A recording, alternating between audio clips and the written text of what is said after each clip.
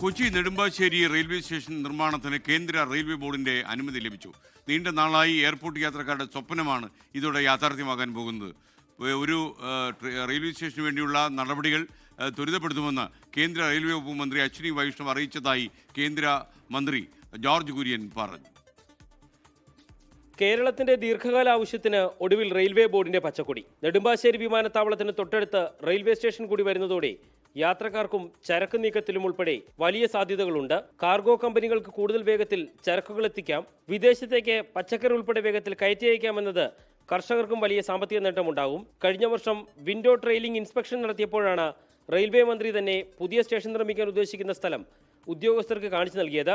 Railway ബോർഡിന്റെ കൂടി അനുമതി ലഭിച്ചതോടെ സ്റ്റേഷൻ നിർമ്മാണ പ്രവർത്തനങ്ങൾ വളരെ വേഗത്തിൽ ആരംഭിക്കുമെന്ന് കേന്ദ്രമന്ത്രി ജോർജ് കുര്യനും വ്യക്തമാക്കി. 2 വർഷത്തിനുള്ളിൽ നിർമ്മാണം പൂർത്തിയാകും. വന്ദേ ഭാരത് ഉൾപ്പെടെയുള്ള എല്ലാ ട്രെയിനുകളും ആ സ്റ്റേഷനിൽ നിർത്തും. 24 കൊച്ചി. ലോകത്തെവിടെയായാലും ഏത് സമയത്തും 24 വാർത്തകളും ഓഗ്മെന്റഡ് റിയാലിറ്റി പാക്കേജുകളും എക്സ്പ്ലെയിനറുകളും വിശദമായി കാണാൻ ഞങ്ങളുടെ യൂട്യൂബ് ചാനൽ നിങ്ങൾക്ക് സബ്സ്ക്രൈബ് ചെയ്യാം.